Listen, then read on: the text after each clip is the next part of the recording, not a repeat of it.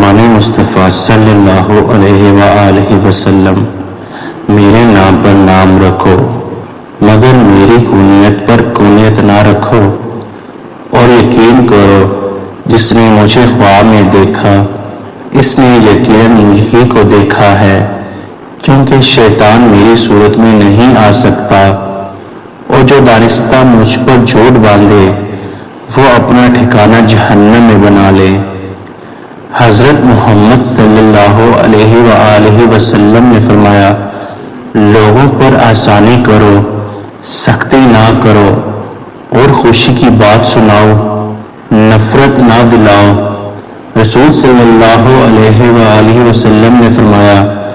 جس شخص نے بغیر عذر اور بیماری کے رمضان کا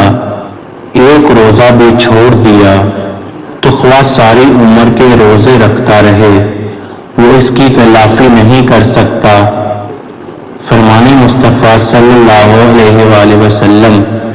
رمضان میں ذکر اللہ کرنے والے کو بخش دیا جاتا ہے، اور اس مہینے میں اللہ پاک سے مانگنے والا محروم نہیں رہتا۔